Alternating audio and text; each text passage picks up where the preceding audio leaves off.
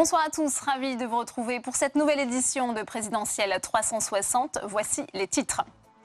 La campagne sans relâche de Marine Le Pen sur le terrain. Après l'usine Whirlpool d'Amiens hier, la candidate FN était ce matin au chevet des pêcheurs, au Grau-du-Roi, dans le Gard, avant un grand meeting ce soir à Nice. Nous serons en direct dans un instant.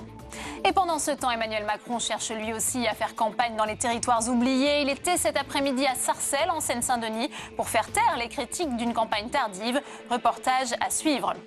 La sociologie électorale du premier tour fait apparaître une France fracturée, coupée en deux, voire en quatre. Cette France de la fracture sociale, théorisée par Emmanuel Todd et reprise en 1995 par Jacques Chirac et à laquelle les politiques successives n'ont jamais vraiment apporté de réponse. Sera-t-elle la clé du second tour? On posera la question à mes invités. Et je vous rappelle que vous pouvez réagir à cette émission sur Twitter avec le hashtag présidentielle360. Pour m'accompagner cet après-midi jusqu'à 18h30, 19h30, Quentin Calmet en direct du Palais Nicaïa de Nice. Le multiplex, c'est tout de suite.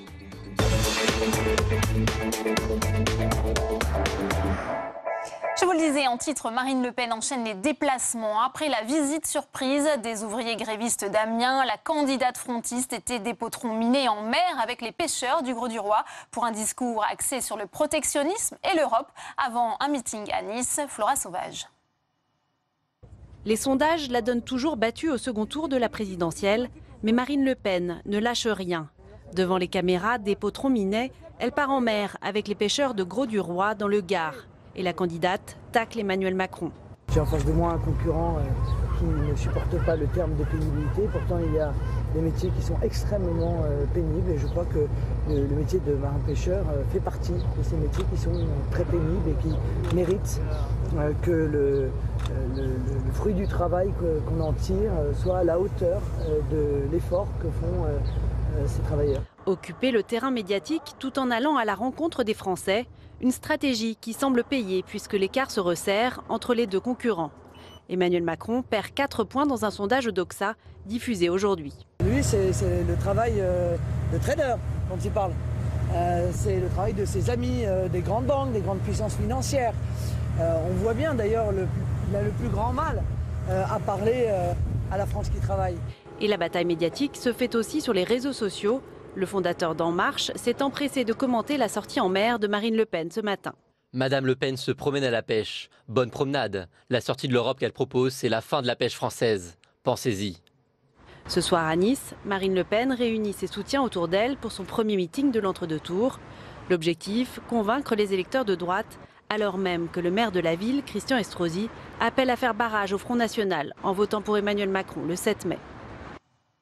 Et justement, on va retrouver notre envoyé spécial sur place, Quentin Calmet. Bonsoir Quentin. Marine Le Pen doit s'exprimer d'ici quelques minutes maintenant. Ça a été rappelé par Flora Sauvage dans cette ville où Christian Estrosi a rappelé qu'il fallait faire barrage au Front National. Comment va-t-elle s'adapter à cette situation ?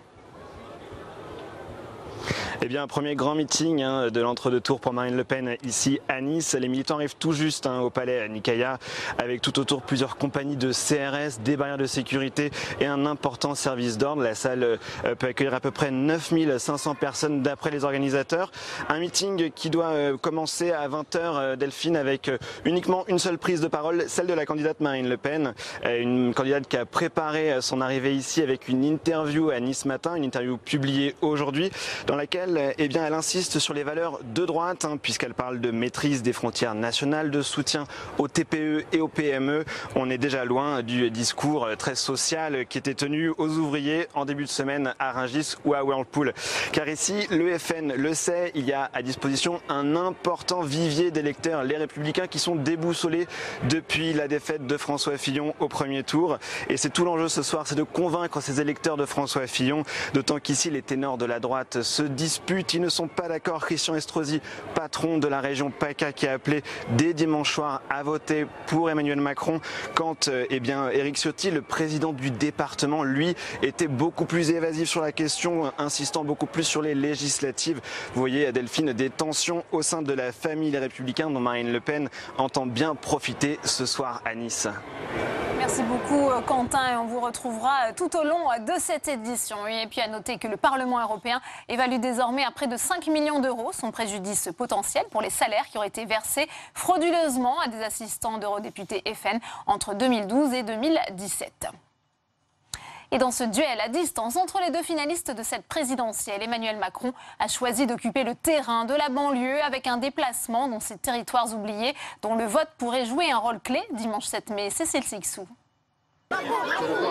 Des selfies, des demandes d'autographes. Au pied des tours à Sarcelles, l'accueil est plus chaleureux qu'à Amiens hier. Dans la bataille de l'image, Emmanuel Macron est désormais offensif. En rendant visite à une association d'insertion par le sport, le candidat d'En Marche s'impose sur le terrain et reprend la main sur la campagne pour ne plus se laisser distancer dans la compétition par Marine Le Pen. La France, ça n'est pas ce visage haineux et rétréci que porte Madame Le Pen. Je ne la laisserai pas porter ce visage de la France. Je ne la laisserai pas banaliser ce qu'est le parti du Front National, qui est un parti xénophobe. Elle a mis à la tête de ce parti quelqu'un qui a eu des positions extraordinairement graves.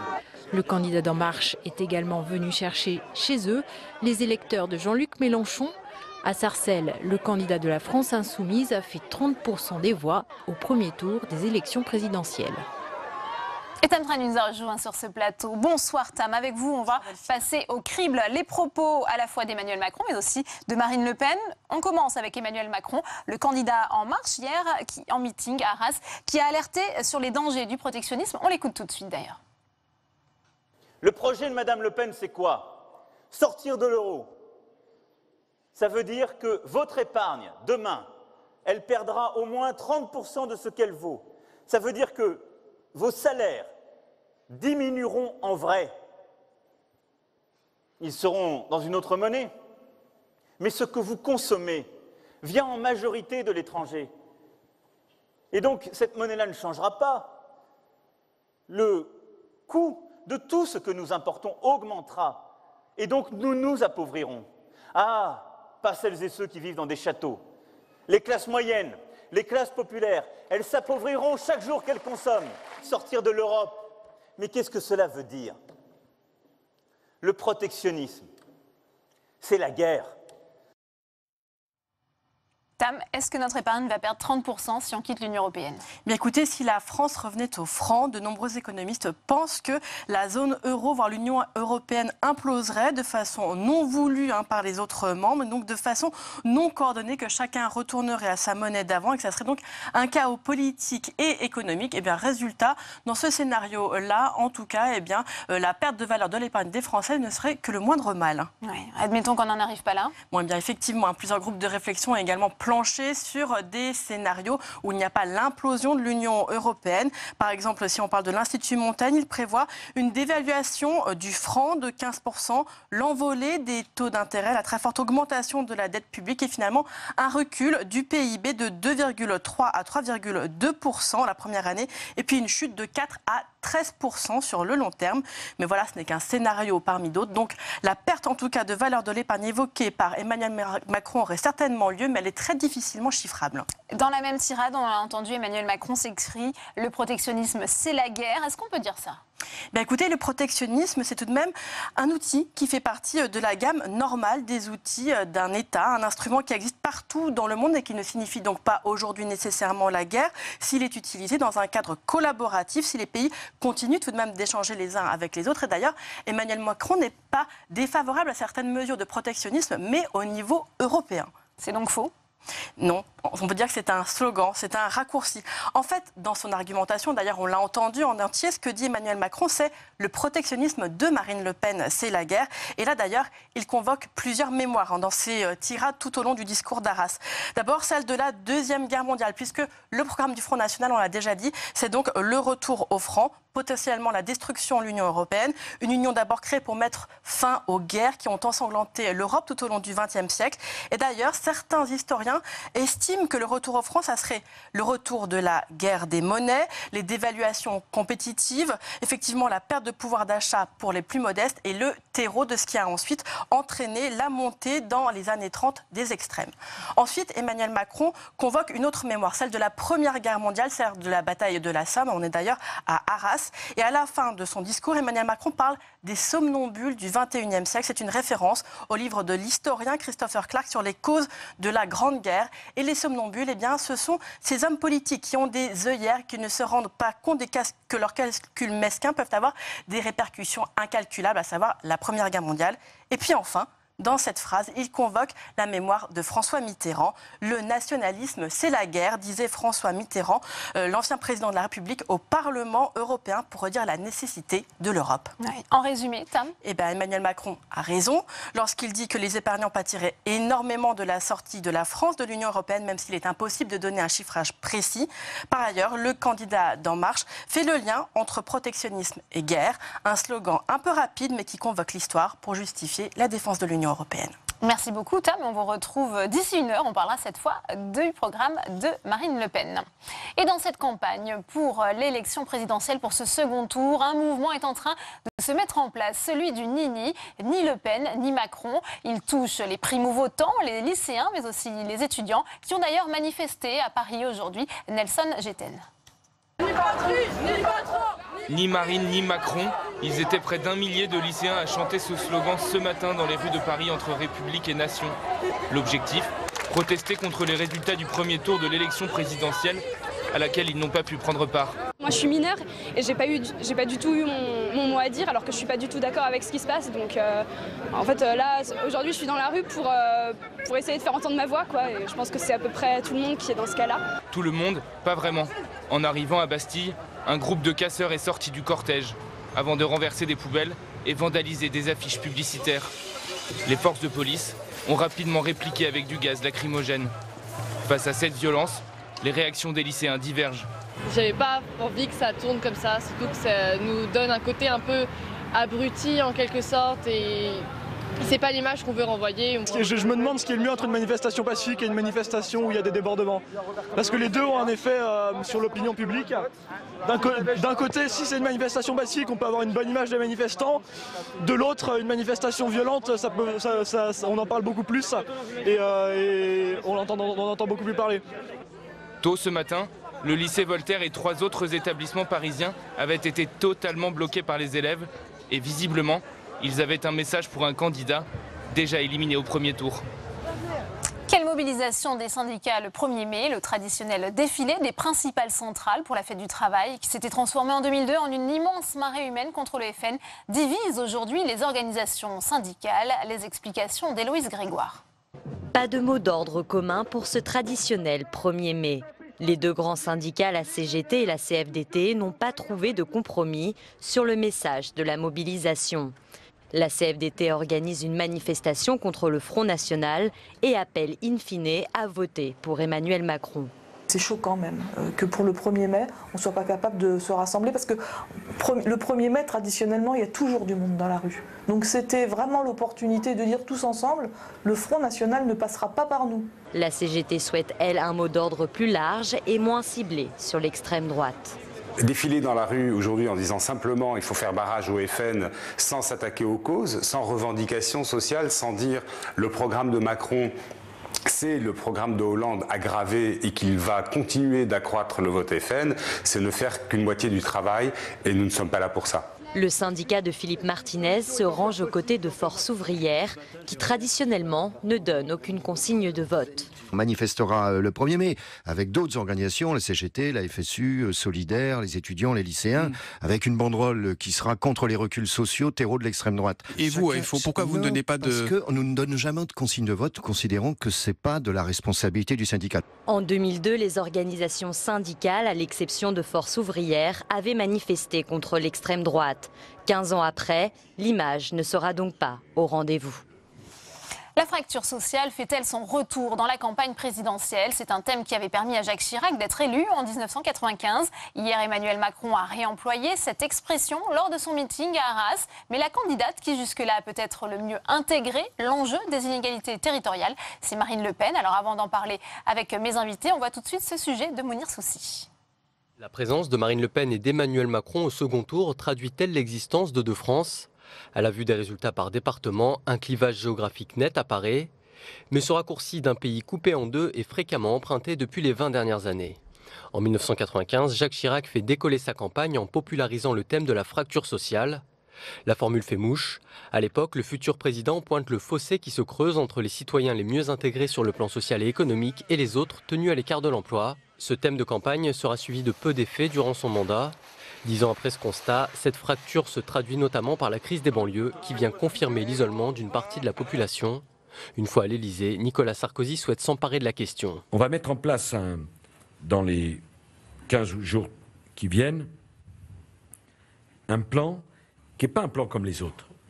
Il ne s'agit pas de s'occuper des immeubles. Il s'agit de s'occuper des personnes. Finalement, ce plan Marshall sera bien ciblé sur la rénovation urbaine et ne répondra pas totalement aux besoins de ces quartiers. Au fil des ans, la frontière de la fracture sociale se déplace. Aujourd'hui, c'est la France périphérique qui est au cœur des débats. Les territoires éloignés des grandes métropoles où les difficultés économiques et sociales se concentrent.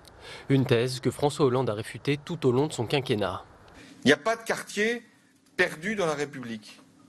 Il n'y a pas une France périphérique à côté d'une France des villes, une France tranquille. Non, il y a la France dans laquelle l'égalité doit être assurée. Fracture sociale, crise des banlieues, France périphérique, ces phénomènes ont tous la même source, le chômage de masse qui touche le pays depuis plus de 30 ans.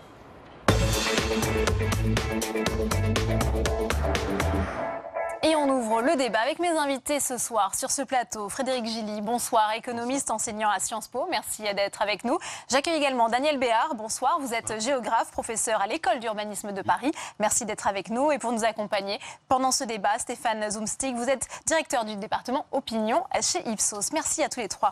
Première question pour vous, Frédéric Gilly, c'est vrai qu'on a vu réapparaître ce thème de fracture territoriale, de cette France coupée en deux. Est-ce qu'aujourd'hui c'est suffisant pour expliquer la poussée du vote Front National en France?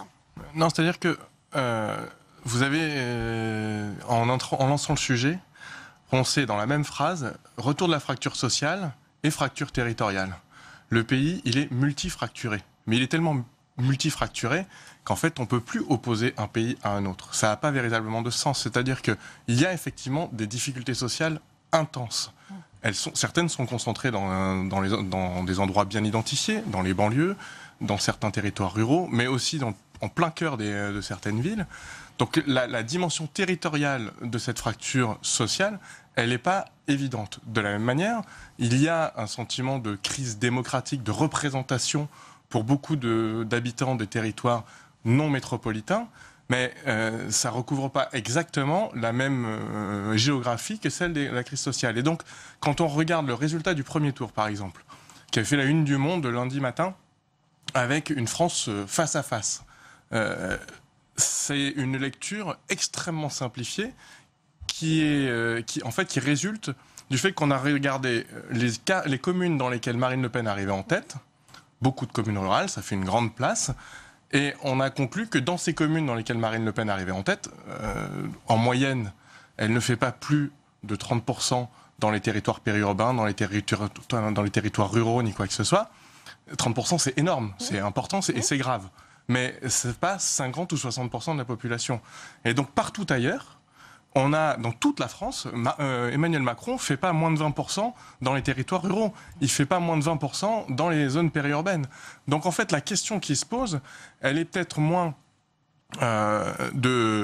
d'opposer les gens que de se demander comment est-ce qu'on résout ensemble villes et territoires ruraux. Personnes insérées et personnes en difficulté sociale. Comment est-ce qu'on résout ce défi de créer de la richesse tous ensemble, mieux la distribuer, mieux la partager? Mais ça, c'est un autre problème, politique que de faire le constat de la fracture. On voit que la géographie du vote FN, Daniel Béard, est extrêmement complexe. Comment on peut expliquer alors ce vote protestataire, si ce n'est pas cette source de cette France périphérique? Oui, déjà, pour rebondir sur ce que vient de dire Frédéric Gilly, moi, ce qui m'a frappé dans votre premier reportage, là, c'est qu'il y a deux façons de dire la fracture. On dit fracture territoriale, mais la première carte que vous avez montrée, c'était une fracture géographique entre, en gros, l'Est et l'Ouest de la France. Et puis, ensuite, dans le propos du journaliste, et puis dans ce qu'on entend aujourd'hui, il y a plutôt une fracture territoriale en strates. Les grandes villes contre le rural, contre les villes moyennes, contre ce qu'on appelle la France périphérique. C'est pas du tout la même chose. Or, autant c'est vrai qu'il y a quand même aujourd'hui tendanciellement, du point de vue des inégalités sociales et économiques, plutôt une fracture entre la France de l'Est, la vieille France industrielle, etc., et la France de l'Ouest. Autant la différence entre les strates, elle prête à une lecture très politique qui oppose deux fractions de la société française, c'est-à-dire les élites contre le peuple, les élites métropolitaines contre le peuple rural. Et je crois que celle-là, elle est complètement fausse. Elle est complètement fausse, et je ne vais pas reprendre ce que vient de dire Frédéric, c'est-à-dire qu'en effet, il y a aujourd'hui autant de gens qui votent, par exemple, dans les métropoles, il y a 3 villes-centres de métropole qui ont classé en tête Mélenchon. Et trois métropoles de nature complètement différente. Marseille, Toulouse et Lille. Il y a plus de la moitié des villes moyennes qui ont voté, qui ont mis en tête Le Pen. Qui ont mis en tête Macron. Ouais. Donc voilà, on ne peut pas opposer. Derrière la fracture géographique, on en fait une fracture sociétale. Et je pense que c'est faux. Et du coup, moi je pense que ce qui explique en partie ce vote plutôt protestataire dans les territoires ruraux, villes moyennes, etc., c'est pas la mondialisation, et on dit les victimes de la mondialisation. Moi, je distinguerais la mondialisation de la globalisation. La globalisation, c'est ce qu'on vit tous les jours. C'est quelque chose qui nous vient de l'extérieur et qu'on subit. La globalisation, c'est ce qu'on fait tous quand on passe d'un mode de vie qui était le mode de vie local, en bassin de vie, etc., plutôt en habitant un endroit, en consommer un ailleurs, etc. Et donc, on globalise notre pratique du territoire. Et du coup, il me semble que dans les territoires de la France dite périphérique, dans les territoires ruraux, dans les territoires des villes moyennes, c'est là qu'il y a le plus grand écart entre le mythe qu'on a, vous voyez, la France des terroirs, la France des pays, enfin cette France des bassins de vie, etc. Et puis la réalité que les uns et les autres on fabrique, où en fait on vit plus en bassin, on vit en archipel. Et donc du coup c'est ce décalage, il me semble, qui fait une des facteurs explicatifs du vote Front National. C'est qu'il y a une forme de souffrance, c'est un politiste, Bruno Latour, qui dit qu'il y a une souffrance spatiale des Français. Moi je pense que c'est pas complètement faux. La souffrance spatiale, c'est le fait qu'on ne reconnaît plus les territoires dans lesquels on vit.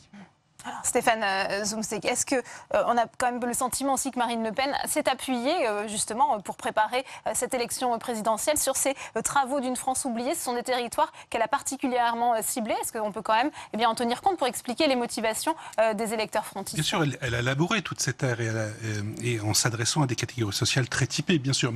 Et c'est en ça, c'est une bonne nouvelle pour le Front National, et c'est aussi le signe que c'est un parti qui s'installe définitivement. Alors ça fait 20 ou 30 ans qu'on dit que le Front National s'installe, bien sûr, mais élection après élection, type de scrutin après scrutin, on se rend compte que ce n'est plus un parti de bastion. Il y a encore quelques années, avant les européennes de 2014 et les élections régionales et départementales de 2015, en gros le Front National était fort, très fort dans certaines zones. Le pourtour méditerranéen, l'Est de la France, c'est pas nouveau, ça ne date pas de cette année. En revanche, maintenant, quand on regarde, le Front National, Marine Le Pen est arrivée en tête dans 17 000 communes. Alors évidemment, ce sont souvent des petites communes, mais c'est considérable. Et on l'a bien constaté en 2015, il n'y a plus de terre de mission pour le Front National. Là où il était faible, extrêmement faible, si ce n'est insignifiant, je pense notamment à l'ouest de la France, à tout l'arc atlantique, des endroits, la vallée de la Garonne, et on est le cas cette année évidemment avec des scores fleuves dans certains petits villages ou dans des petites villes, mais je pense notamment à la Bretagne, il y a encore quelques années, dans les villages bretons, dans les petites villes bretonnes, le Front National faisait 2, 3, 4, 5%. Aujourd'hui, ils l'ont fait de 10 à 20. Et ça vaut pour les petits villages, ça vaut aussi pour les communes de taille intermédiaire. Donc ce n'est plus un parti de bastion, c'est pour ça que je parlais de très bonnes nouvelles pour le Front National, parce que pour un parti, pour arriver en tête à certaines élections intermédiaires, comme pour être qualifié pour le second tour, on ne peut pas se contenter d'avoir des points de force dans certaines catégories de Français, que ce soit des catégories sociales ou que ce soit des zones territoriales. Il faut être bon partout. Emmanuel Macron, il est fort partout. Marine Le Pen, aujourd'hui, à quelques rares exceptions près, comme les centres-villes des villes riches, on va dire, pour faire simple, elle est forte partout. Frédéric Gilly. Oui, sur cette histoire du travail du FN sur le terrain, je pense que cette élection, elle est aussi... elle s'inscrit dans ce qu'on a vu au moment des municipales de 2014, dans ce qu'on a vu au moment des régionales de 2015, c'est-à-dire l'effondrement sur soi total des partis classiques de gouvernement, les Républicains, quels que soient leurs noms successifs, ou le Parti Socialiste. Et quand on analyse les travaux que réalisent les géographes et les sociologues électoraux, qui ont travaillé notamment sur le travail fait par les militants Front National en Normandie, etc., c'est un parti qui travaille beaucoup. et donc qui travaille les gens, mais qui travaille aussi la question de la crise démocratique, dont les autres partis s'affranchissent très largement. Ils considèrent pour beaucoup que le gain électoral, il se fait dans un très joli programme, et la désignation, elle se fait au sein de l'appareil. Je ne veux pas dire que le Front National ne fait pas ça, mais il se trouve que le Front National fait un travail de terrain intense. Et on a vu dans la campagne de Mélenchon notamment qu'une partie de son score est sans doute due au fait qu'il y a eu un travail de terrain sur Internet et en réalité dans le terrain physique, que les autres partis ont eu plus de difficultés à faire pour plein de raisons, mais sans doute aussi par une espèce d'atavisme d'appareil. On voyait dans le reportage Daniel Béard de Mounir Soussi, on entendait François Hollande effectivement qui réfutait cette notion de France périphérique, et pourtant je rappelais cette interruption, ce retour de cette notion de fracture sociale dans le discours notamment d'Emmanuel Macron hier à Arras. Est-ce que ça veut dire aussi qu'il y a quand même des politiques successifs qui ont échoué à la résorber, cette fracture sociale ? C'est clair qu'aujourd'hui, on est confronté à une multiplication des fractures et qu'on ne sait pas les résoudre. Pourquoi on ne sait pas les résoudre ? Parce que on les traite, je dirais, à la fois successivement, c'est-à-dire qu'il y a eu, quand on évoquait tout à l'heure Jacques Chirac, etc., la fracture territoriale, enfin la superposition fracture sociale, fracture territoriale, c'était plutôt au sein des villes, c'était la crise des banlieues. Donc on a eu un long moment où en fait la fracture, elle était focalisée à cet endroit-là, puis ensuite on a dit la fracture entre la France, les métropoles et la France périphérique, et donc à chaque fois on change, et il y a une espèce de course-poursuite à dire où seraient les victimes de la mondialisation. Et il me semble que du coup on a une difficulté à penser à la fois la globalité du processus de déstabilisation que produit ce que j'appelle moi encore une fois la globalisation plus que la mondialisation, et deuxièmement à inventer les modes de traitement différenciés de ces situations. C'est-à-dire que par exemple quand on dit, vous parliez de la vallée de la Garonne, quand on dit voilà, les zones de vote Front National sont les zones de forte densité du chômage. Oui, mais cette forte densité du chômage, elle ne correspond pas aux mêmes réalités et aux mêmes explications, et donc au même traitement en termes de politique publique. C'est-à-dire que quand vous prenez en gros par exemple la densité du chômage dans le nord-est de la France et la densité du chômage dans le Languedoc-Roussillon, bien en fait c'est pas du tout le même chômage. D'un côté c'est un chômage dans le nord-est, c'est un chômage je dirais d'enquistement, c'est des gens qui peuvent pas en sortir, qui sont assignés à résidence. Le chômage du Languedoc-Roussillon, c'est strictement l'inverse. C'est un chômage d'attractivité. C'est-à-dire les gens viennent parce qu'il y a un espoir avec le soleil, etc. Et qu'ils sont déçus. Ils sont déçus parce qu'ils trouvent du boulot, mais ils ne trouvent pas du boulot pour le couple. Et ils se retrouvent avec l'un des membres du couple et puis du coup, difficulté d'accession à la propriété, etc. Ça veut dire quoi ? Ça veut dire que les modes de traitement par les politiques publiques doivent être différenciés. Et c'est ça qu'on ne sait pas faire. C'est-à-dire que soit on unifie, c'est ce qu'on a fait récemment, enfin ce qu'a fait François Hollande quand il a dit voilà, il y a une seule géographie prioritaire de la politique de la ville, de la Seine-Saint-Denis à Guéret, soit on fragmente. Mais on ne sait pas penser la différenciation des politiques publiques. Alors il y a ça en germe dans le discours d'Emmanuel Macron, qui commence à dire il faut traiter de manière différenciée les situations. Il me semble que c'est ça le défi. Est-ce qu'on va être capable de penser la multiplicité des situations de fragmentation que produit la globalisation, et de les penser donc du coup avec des stratégies d'action publique différenciées. Stéphane Zumsteg, est-ce que vous avez étudié cette question de la fracture sociale, notamment dans les intentions de vote, dans les ressorts des électeurs? Oui, bien sûr. C'est ce qu'on appelle la sociologie des électorats. On a interrogé toute une série de Français qui se sont prononcés dimanche dernier, ou d'autres qui se sont abstenus d'ailleurs. Et on a croisé tous ces résultats par leur profil sociodémographique et par leur profil politique, ce qu'on fait à chaque élection. Il y a des choses qui sont persistantes par rapport à ce qu'on avait pu observer, mais qui sont encore plus fortes. Très nettement, Marine Le Pen est très largement en tête dans l'électorat ouvrier, mais aussi, parce qu'on en parle moins souvent, l'électorat employé. On parle très souvent du vote ouvrier. Oui, les employés sont plus nombreux que les ouvriers aujourd'hui, et c'est au sein de ces deux catégories qu'elle enregistre ses meilleurs scores. C'est d'autant plus intéressant cette année, qu'il y avait Jean-Luc Mélenchon qui avait une autre offre de gauche radicale qui, en tout cas, si on regarde l'histoire politique récente, était censée répondre aux aspirations de ces catégories. Ça n'a pas été le cas. Jean-Luc Mélenchon obtient des bons scores, évidemment, auprès de ces catégories, mais c'est en tout cas bien moindre que Marine Le Pen. Mais là encore, évidemment, Marine Le Pen, elle est plus faible, on va dire, chez les cadres ou chez les cadres supérieurs. Mais ce serait une erreur de dire que Marine Le Pen est la candidate des pauvres et qu'Emmanuel Macron est le candidat des riches, du système, de l'établissement, de tout ce que vous voulez. C'est totalement faux. Bien sûr qu'auprès des cadres supérieurs urbains, des centres-villes, des grandes villes, elle enregistre des faibles scores. Mais dans toutes les autres catégories, ce qu'on appelle nous les catégories intermédiaires, les cadres de maîtrise, auprès des fonctionnaires, auprès des salariés en général, elle enregistre des scores tout à fait honorables pour elle en tout cas, et qui sont au-dessus de sa moyenne nationale de 22%. C'est ce que je disais tout à l'heure, elle n'a plus de zone de faiblesse, à part quelques petites niches, mais qui ne pèsent pas beaucoup. Il y a ça, et pour revenir à cette idée de fracture sociale, ce qui compte le plus, au-delà des éléments objectifs comme sa profession ou son niveau de revenu, c'est le moral des Français. Il y a une vraie peur du déclassement, le sentiment de déclassement, et tous les gens qui considèrent que leur profession est en déclin, tous les gens qui considèrent que les générations à venir, que leurs enfants vivront moins bien qu'aujourd'hui, tous les gens qui considèrent qu'ils ont des fins de mois difficiles, ce sont des questions qu'on a également posées dans ce type d'enquête, eh bien, massivement, en tout cas, reportent leur intention de vote sur Marine Le Pen au premier tour, et on se livrera au même exercice au second tour, et les chiffres que nous publierons seront autrement plus remarquable, quelque part, parce que là, pour le coup, ce ne sera pas 30, 35 ou 40% qui ont voté pour Marine Le Pen, ce sera 50, 55 ou 60%, quelle que soit l'issue du scrutin. Mais il y a des catégories où elle sera très nettement majoritaire.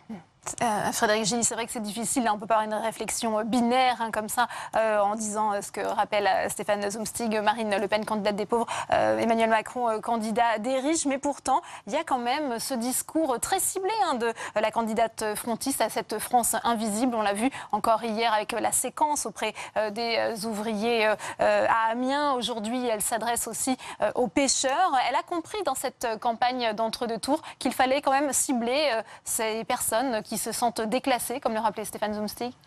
C'est-à-dire que c'est tout le problème de ce discours sur la fracture. Évidemment qu'il faut la traiter, sauf que aggraver le constat, miser sur le constat qu'il y a une opposition, ça fait le jeu, de fait, de Marine Le Pen. Parce qu'en fait, pour construire une société dans laquelle les gens ont confiance les uns dans les autres, et ça, que ce soit pour de la création de richesses, pour de la création d'associations, pour de l'initiative individuelle ou collective, on a besoin de confiance, on a besoin de ne pas avoir peur de l'autre. Pour faire ça, tout ce qui va nourrir le sentiment que l'autre est un ennemi, que les riches ne sont pas bons pour les pauvres et que les pauvres sont des menaces pour les riches, tout ça, ça détruit ça détruit l'en commun qu'on a dans ce pays. Et de fait, il y a des partis politiques, dont le Front National, qui prospèrent sur cette déprime collective. Donc, faire le diagnostic hâtif que la France est coupée en deux, de fait... Mais quand Emmanuel Valls parlait de l'apartheid social, ethnique, territorial, il faisait aussi en quelque sorte ce constat. C'est pas pareil de dire qu'il y a des zones qui sont dans une très grande situation de difficulté. Quand il parlait de l'apartheid social dans les quartiers, quand vous allez dans les quartiers aujourd'hui, vous vous rendez quand même bien compte qu'il y a plein d'endroits en France dans lesquels il n'y a pas la même égalité d'accès à l'école, il n'y a pas la même égalité d'accès à l'emploi, il n'y a pas la même égalité d'accès à la culture, il n'y a pas... Donc, c'est pas un apartheid au sens où il y en avait en Afrique du Sud, mais de fait, il y a des quartiers où, pour une raison d'adresse, pour une raison de couleur de peau, pour plein de raisons diverses et variées, vous n'avez plus accès à la République. Et donc le mot de Manuel Valls était sans doute très fort, mais c'est pas pareil de dire qu'il y a des zones qui sont dans une difficulté parce qu'elles sont traitées différemment que de dire il y a une France et derrière France c'est une métonymie, la France c'est 50% de Français qu'on dit. C'est-à-dire vous avez 30 millions de Français qui sont prêts à se mettre sur la figure avec 30 millions d'autres. C'est pas tout à fait la même chose que de dire on a un problème d'action publique fort parce que des parties du territoire, des zones rurales ou des quartiers populaires n'ont pas accès aux mêmes droits que les autres. Et après se pose une deuxième question qui est comment est-ce que en opposant les zones métropolitaines et les zones rurales, de fait, à mon avis, on est des fossoyeurs des zones rurales parce qu'elles ont besoin des zones métropolitaines, mais on est aussi les fossoyeurs des zones métropolitaines parce qu'elles ont besoin des zones rurales beaucoup plus qu'elles ne le pensent et elles ne se rendent même pas compte qu'en adressant aux zones rurales un discours sur le mode mais arrêtez de vous plaindre, on crée de l'excédent dans les zones urbaines dont vous bénéficiez, on a un discours de charité bien ordonné auquel le pays est allergique. Depuis 1789, l'idée qu'on n'est pas libre de son destin, ça hérisse le poil de tout le monde dans ce pays. Et donc, on ne peut pas tenir un discours aux territoires ruraux quand on est une grande métropole sur le mode, mais rassurez-vous, tout va bien se passer pour vous parce qu'on crée de l'excédent et on va vous faire vivre avec les minima sociaux. C'est pas possible, c'est pas entendable politiquement et démocratiquement. Daniel Béard, vous avez commencé à ébaucher quelques pistes justement pour parler à ces territoires qui peuvent se sentir relégués, tenus à l'écart de la République. Quel serait justement, comment on fait pour leur parler? Moi je crois que, globalement, enfin, notamment vis-à-vis des territoires de la dite France périphérique, je mets toujours des guillemets autour de ça, moi je pense qu'il y a un message de, comment dire, une forme de pédagogie du changement, parce que encore une fois, je pense que ce qui les déstabilise, c'est le fait de ne plus retrouver de repères. C'est la fin d'un certain ordre territorial, quoi. Qu'est-ce qui fait que les villes moyennes souffrent, etc. C'est que voilà, elles étaient installées chef-lieu d'un bassin de vie, etc.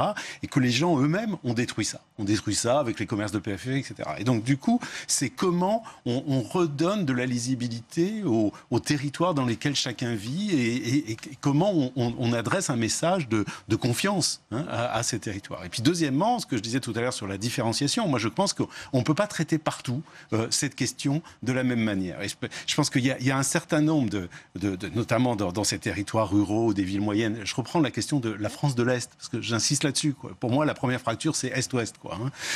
La France de l'Est, on n'a pas eu le courage dans les politiques publiques de dire qu'il y a un certain nombre de territoires aujourd'hui où les gens sont partie, ou en tout cas une partie de la population s'en va, et où du coup l'espèce de représentation dominante qu'un territoire qui va bien, c'est un territoire qui se développe, où il y a de la croissance, etc., c'est pas nécessairement vrai partout, et d'une certaine manière qu'on peut vivre heureux et moins nombreux, je dirais, à Charleville-Mézières ou à Bar-le-Duc.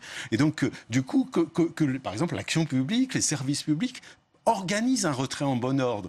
C'est le maire de Châlons, comment on dit maintenant, Châlons en Champagne, qui le dit, et qui, de ce point de vue-là, Benoît Apparu me semble assez lucide, qui dit, voilà, moi, dans les 10 ans qui viennent, avec la fin de l'armée, etc., je vais devoir fermer 10 écoles. Eh bien, au lieu de le faire contraint et forcé et en catimini, j'assume, et j'ai un plan. Il faut accompagner le changement. Voilà, accompagner le changement. Voilà. Et là-dessus, il me semble que les politiques manque de courage, quoi, d'une certaine manière. Hein. On va dire partout la même chose, quoi. Vous avez droit au développement, etc. Non, il y a aujourd'hui des territoires qui sont un peu en situation de gel, etc., et qui peut-être se redévelopperont dans 20 ans.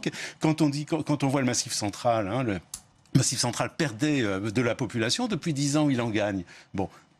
Il faut assumer ces cycles de vie dans les territoires et avoir des politiques publiques un peu pragmatiques. Rapidement, et pour conclure, Stéphane Zumsteeg, justement, sur les intentions de vote que vous commencez à sonder pour le second tour, ces questions de cette France multifracturée sont très présentes dans les motivations des électeurs? Parmi les principales motivations des Français, et d'ailleurs et ce sera encore plus le cas dans l'entre-deux tours qu'avant le premier tour, toutes les problématiques sociales sont au cœur des attentes des Français.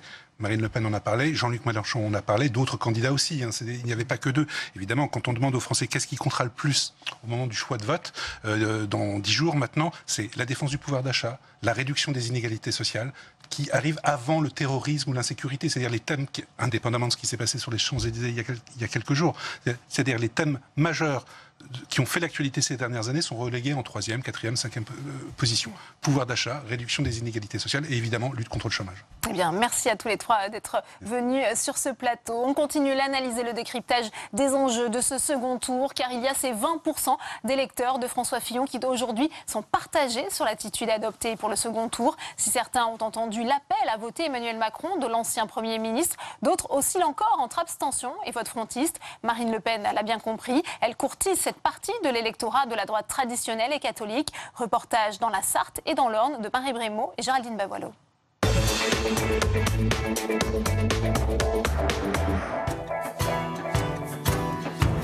À l'issue du premier tour de l'élection présidentielle, seuls 5 départements métropolitains ont placé François Fillon en tête. Nous avons décidé de prendre la route, direction l'Orne et la Sarthe, des terres fillonistes, afin de recueillir la parole des électeurs en vue du second tour. Des électeurs de droite, vous allez le voir, décidés, écartelés ou encore indécis. La Ferté-Bernard, ville de 9000 habitants au nord de la Sarthe. Au premier tour, François Fillon est arrivé largement devant les autres candidats avec 31% des voix. Dans un quartier pavillonnaire, en bordure de la départementale 323, nous rencontrons Claude en train de bâcher ses pommes de terre en prévision du gel annoncé. Les pommes de terre, la boye des fraisiers, la pose de Charlotte. Ancien agriculteur à la retraite depuis 23 ans, il a toujours voté à droite, par tradition. Il y a 5 jours, lui et sa femme Yvette, avec qui il est marié depuis 55 ans, ils ont choisi François Fillon, le Sarthois. Pour la suite, c'est tout sauf Marine Le Pen. Elle a un peu le babi de son père, le babi, pour causer. Elle est un peu... je sais pas. Et à chaque coup, c'est pareil, qu'elle se présente, votre Le Pen. Malgré leur petite retraite, 1 400 € à eux deux et beaucoup d'interrogations suscitées par le candidat citadin Emmanuel Macron, Claude et Yvette ne céderont pas aux sirènes du FN. Marine Le Pen, dans ce foyer, fait encore peur. Cela semble moins le cas ici. Derrière le bar, le patron Damien, 38 ans et père de 2 enfants. Comment allez-vous? Figure locale, il détient 5 établissements dans la ville, travaille avec sa femme Pauline 70 heures par semaine, emploie 35 salariés. Ce bon vivant trouve tout de même le temps de s'occuper du club de foot de La Ferté. Dimanche dernier, il a déposé un bulletin Fillon dans l'urne. Pas pour l'homme, mais pour le programme. Comme bon nombre de ses clients, il porte un regard désabusé sur la campagne et la classe politique. C'est que les hommes politiques n'écoutent pas les gens.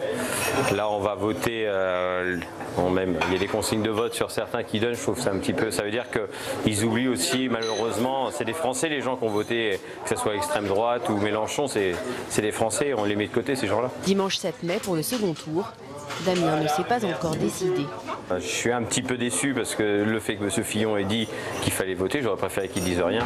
Donc peut-être par esprit un peu de rébellion aussi par rapport aux consignes de vote, vous irez soit voter blanc, soit Marine Le Pen? Ouais, Marine Le Pen, non, ça m'embêterait un petit peu, mais bon, ça serait la première fois, peut-être par rébellion, voilà, plus pour leur faire comprendre. Mais bon, faut pas que tout le monde réagisse comme ça, parce que sinon on aurait Marine Le Pen présidente. 16h15, sortie des classes à l'école privée catholique Saint-Jean-Notre-Dame. Nous y croisons Jenny, venue chercher sa fille Lise et son fils Jules. Jenny habite la Ferté-Bernard depuis 15 ans. Elle est coach sportif et accorde beaucoup d'importance à l'écologie et la solidarité. J'ai voté pour Nicolas Dupont-Aignan, qui... alors moi je suis apolitique, hein, je suis pas plus un parti que l'autre. J'ai été j'ai énormément lu les programmes de tout le monde et c'est la seule personne qui m'a justement paru être pleine de bon sens. Et puisque son candidat n'est plus là, à Emmanuel Macron ou Marine Le Pen, elle préfère un vote blanc. Je reste fidèle à moi-même, voilà, en faisant comme ça. À quelques kilomètres de là, dans l'Orne, la petite commune de Val-au-Perche et ses 3800 habitants. Au détour des ruelles, à 2 pas de la poste et de la mairie, une affiche donne le ton. Ici, on a voté majoritairement Marine Le Pen au premier tour. Le mercredi, c'est jour de marché. Nous interrompons Claude et Bernard en pleine discussion matinale. 2 ouvriers à la retraite, au sens de l'humour ravageur. On est des tamalous, ouais. Des tamalous? Ouais. Je sais pas ce que c'est. C'est-à-dire que quand on se lève le matin, on dit tamalou. Les tamalous sont en fait 2 électeurs fionistes, aujourd'hui déboussolés. Une chose qui est sûre, c'est qu'on va être mangé sec. Par qui? Par l'un ou par l'autre. Il y en a un qui veut supprimer l'Europe. Il y a l'autre qui est le candidat des patrons. Alors donc, hein? Et donc vous faites quoi entre les 2 tours? J'en sais rien encore. Et au second tour, vous savez pas encore? J'en sais rien du tout. J'aurais voté, mais peut-être blanc. Autour des étals, les langues se délient pour nous livrer à peu près toutes le même message. Les gens en ont marre. Hein. Le petit peuple fait partie des oubliés. Ils sont là pour représenter le peuple, normalement. C'est pas le cas. Il faudrait secouer tout ça, puis tout virer. Au fil de nos rencontres, ce qu'il ressort, c'est à minima une compréhension du vote frontiste ou alors une adhésion pure et simple au programme de Marine Le Pen. Et les électeurs mélenchonistes sont aussi particulièrement courtisés. À Meaux, où Jean-Luc Mélenchon est arrivé en tête du premier tour. Beaucoup ne veulent ni Le Pen ni Macron. Ils ne veulent pas choisir entre la peste et le choléra. C'est un article à lire, un article de François Vignal, à lire sur publicsénat.fr. Quelle majorité pour gouverner? Pour celui qui sera élu dimanche 7 mai, la bataille des législatives sera cruciale. Sans majorité à l'Assemblée nationale, impossible de faire voter des lois et de mettre en œuvre les réformes promises. Le risque de cohabitation pourrait fragiliser le prochain quinquennat. Alors avant d'en parler avec notre invité Olivier Duhamel, voici les explications de Géraldine Bavoilou. Ils sont en pleine bataille, Mais une autre les attend, celle des législatives. Sans majorité au Parlement, la règle est simple, le ou la présidente sera condamnée à la cohabitation. Depuis l'instauration du quinquennat, le parti du candidat élu emporte la majorité aux élections législatives qui suivent, mais le risque d'une nouvelle assemblée fragmentée et sans majorité n'est pas exclu. En cas de victoire, la principale difficulté d'Emmanuel Macron sera d'avoir une majorité en marche. Pour l'instant, son parti n'a investi qu'une quinzaine de candidats à la députation, mais il compte sur une coalition avec d'autres partis pour former un groupe à l'Assemblée nationale. Marine Le Pen nourrit l'ambition de former un groupe parlementaire Front National, une première depuis 1986. Un rêve devenu possible avec un score inédit au premier tour. 84 circonscriptions placent le FN en tête. Si elle est élue, la candidate souhaite aussi organiser un référendum dès son entrée à l'Élysée, dont l'une des propositions serait la réduction de moitié du nombre de parlementaires. Emmanuel Macron prendra, lui, ses premières décisions par ordonnance. Les premiers pas du futur chef d'État, ainsi que les réactions des partis éliminés au premier tour, seront donc décisifs pour les législatives. Et notre invité ce soir, Olivier Duhamel, politologue, il répond aux questions de Saveria Rojek. Le face-à-face, c'est tout de suite.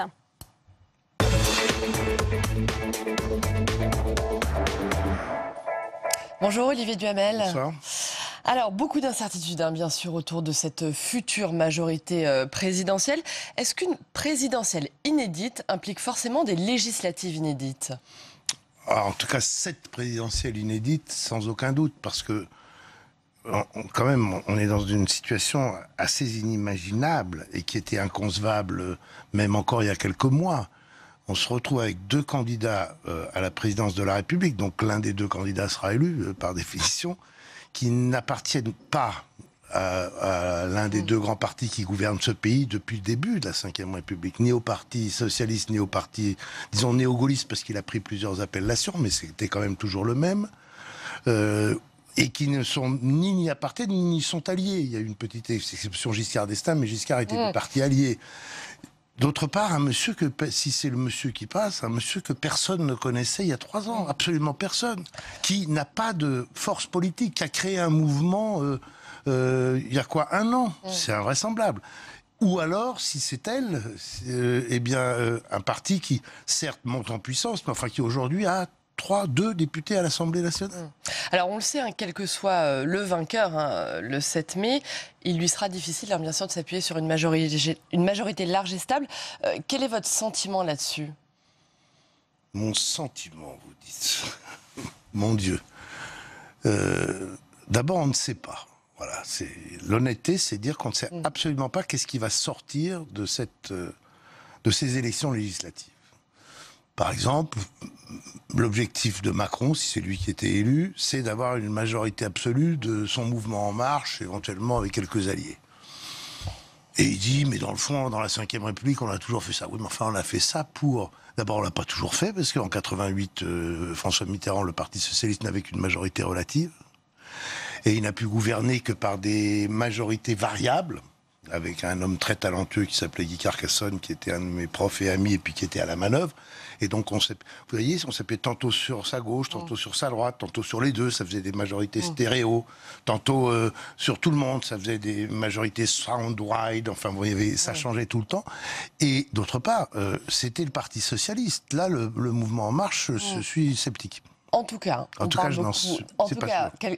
que ce soit Marine Le Pen ou Emmanuel Macron, on parle beaucoup de coalition ou même de cohabitation. Bien sûr, les deux n'ont pas le même impact sur le fonctionnement des assemblées. Quel serait l'impact justement sur le travail parlementaire, sur les groupes parlementaires ? Vous me posez beaucoup de questions en une, en fait, là, chère Sabrina. Vous avez beaucoup de questions en une. D'abord, nous employons le mot cohabitation. Bon. Au moins, il faut l'accompagner d'un adjectif.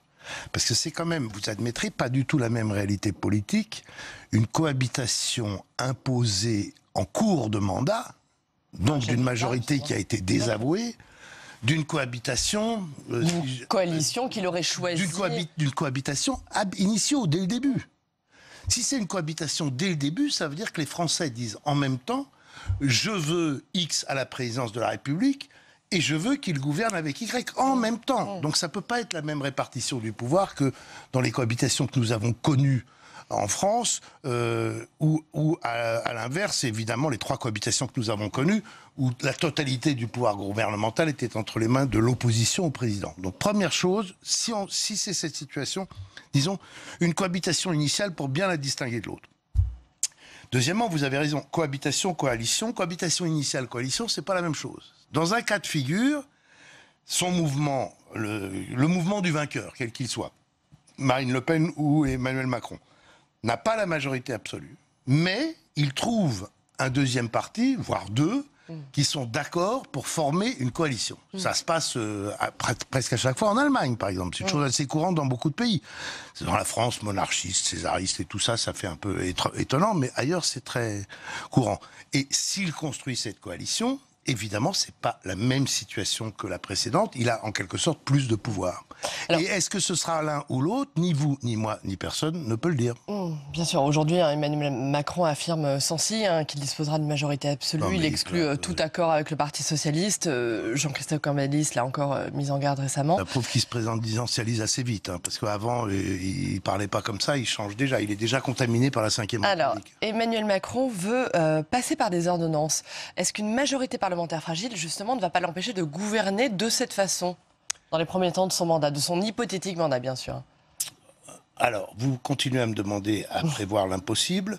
Ce que je peux vous dire de mon métier, c'est que là où on a le plus gouverné par ordonnance, c'était en 1967. Le Premier ministre de l'époque était Georges Pompidou, et c'est parce que la majorité était très courte. Donc, quand la majorité est très large, c'est plus difficile d'imposer à sa majorité par ordonnance, parce qu'on dit, écoutez, vous avez la majorité, c'est pas la peine de venir de venir dénier notre pouvoir. Quand la majorité est très étroite et fragile, on peut dire, si vous ne me permettez pas de gouverner par ordonnance, je ne pourrai pas agir et l'obtenir. Donc, la corrélation, si elle existe, elle est plus avec majorité étroite qu'avec majorité large. Ça vous va comme réponse? Absolument. On parle beaucoup en ce moment de recomposition politique, de recomposition du paysage politique en tout cas. Est-ce que justement cette recomposition, elle passe pas par un gouvernement de coalition, c'est-à-dire par une alliance, justement, alors parlons d'Emmanuel Macron avec les centristes, dans le cas d'Emmanuel Macron, ou avec les Républicains, dans le cas de Marine Le Pen? Oui, pourquoi? Vous avez raison, et pourquoi? Avant, tout était très simple. On était dans un quasi-bipartisme. Alors, vous aviez une élection à 2 tours, au 2e tour seulement 2 candidats à la présidentielle, souvent aux législatives seulement des duels, puis un camp gagnait et gouvernait. Rien de plus simple. On est passé du bipartisme au tripartisme, avec la montée et l'installation du Front National. On est passé du tripartisme au quadripartisme, avec la division très forte de la gauche entre la gauche de la gauche et la gauche, sous François Hollande et avec le premier tour. On est passé du quadripartisme au pentapartisme, parce que vous avez maintenant une force autonome qui s'appelle En Marche et le MoDem, au centre, qui n'est plus une chose marginale, qui est une chose importante.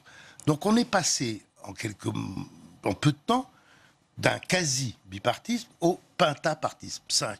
Comment on fait quand on a 5 partis et que personne n'a la majorité?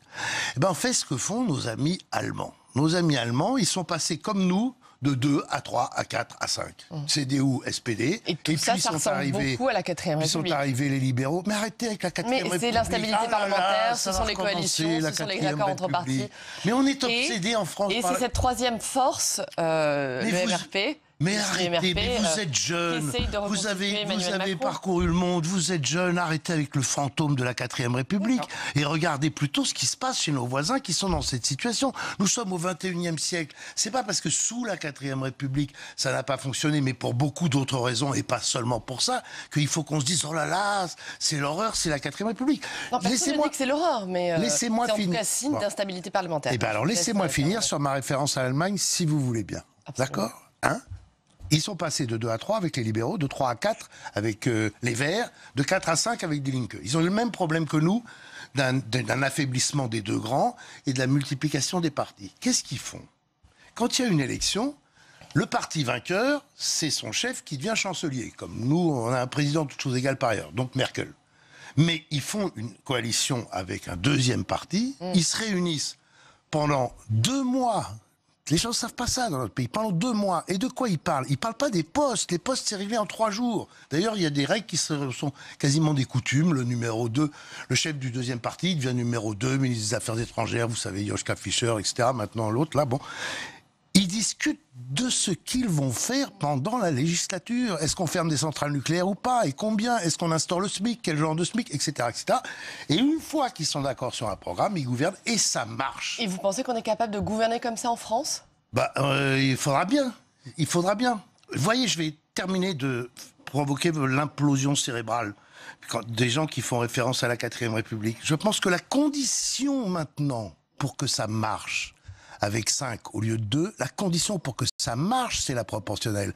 La proportionnelle est devenue ce qui peut redonner de la gouvernabilité, de la capacité à gouverner au pouvoir exécutif sous la 5e République. Alors évidemment, pour nous, c'est très perturbant. La proportionnelle, elle donnerait 30% de députés Front National à l'Assemblée nationale, non? Oui, et alors? Ça vous dérange? Je n'ai pas d'opinion personnelle là-dessus. Vous n'avez pas d'opinion, moi non plus. Écoutez, est-ce que la France pourrait être gouvernée de cette façon-là? Écoutez, ici, d'abord, c'est pas parce qu'il y aurait 30% de députés Front National qu'on peut pas faire une coalition entre. Si c'est pas le Front National qui a gagné l'élection présidentielle, on peut presque plus facilement faire une coalition s'il y a beaucoup de Front National. Il nous reste très peu de temps. François Mitterrand disait les institutions sont dangereuses. Elles l'étaient avant moi, elles le seront après moi. Vous êtes d'accord avec ça? Les institutions sont dangereuses? Je pense que d'abord c'est une phrase hallucinante quand même.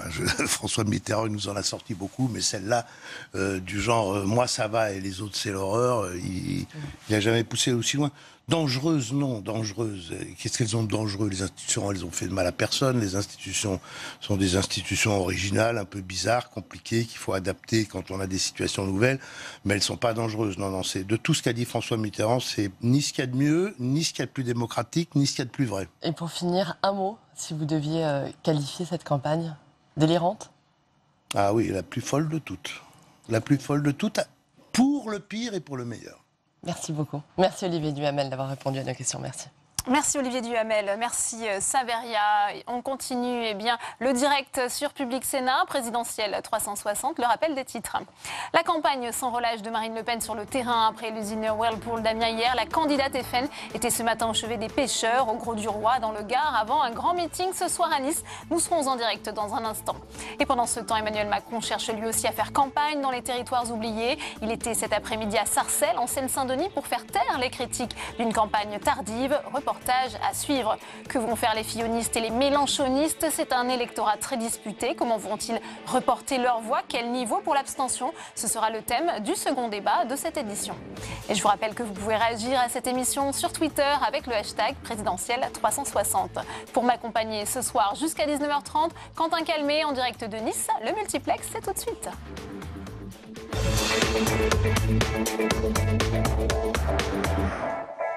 Je vous le disais à l'instant, Marine Le Pen enchaîne les déplacements. Après la visite surprise des ouvriers grévistes d'Amiens, la candidate frontiste était des potrons minés en mer avec les pêcheurs du Gros du Roi pour un discours axé sur le protectionnisme et l'Europe avant un grand meeting à Nice. Flora Sauvage. Les sondages la donnent toujours battue au second tour de la présidentielle, mais Marine Le Pen ne lâche rien. Devant les caméras des potrons minais, elle part en mer avec les pêcheurs de Gros du Roi dans le Gard.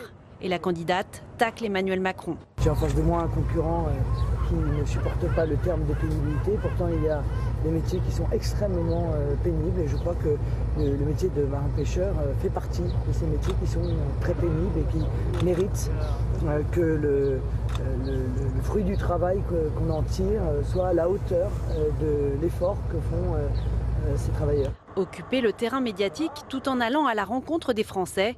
Une stratégie qui semble payer puisque l'écart se resserre entre les deux concurrents. Emmanuel Macron perd 4 points dans un sondage Doxa diffusé aujourd'hui. Lui, c'est le travail de trader dont il parle. C'est le travail de ses amis des grandes banques, des grandes puissances financières.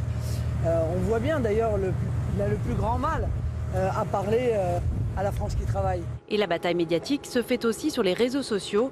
Le fondateur d'En Marche s'est empressé de commenter la sortie en mer de Marine Le Pen ce matin. Madame Le Pen se promène à la pêche. Bonne promenade. La sortie de l'Europe qu'elle propose, c'est la fin de la pêche française. Pensez-y. Ce soir à Nice, Marine Le Pen réunit ses soutiens autour d'elle pour son premier meeting de l'entre-deux tours. Objectif, convaincre les électeurs de droite alors même que le président de la région PACA, Christian Estrosi, appelle à faire barrage au Front National en votant pour Emmanuel Macron. Et on retrouve à présent Tam Trhanui. Tam, on passe à la loupe avec vous les propos des candidats dans cette campagne, mais aussi de leur soutien. On s'intéresse ce soir aux propos de Marion Maréchal Le Pen, la députée qui a défendu les mesures protectionnistes voulues par le FN. Alors, on l'écoute tout de suite.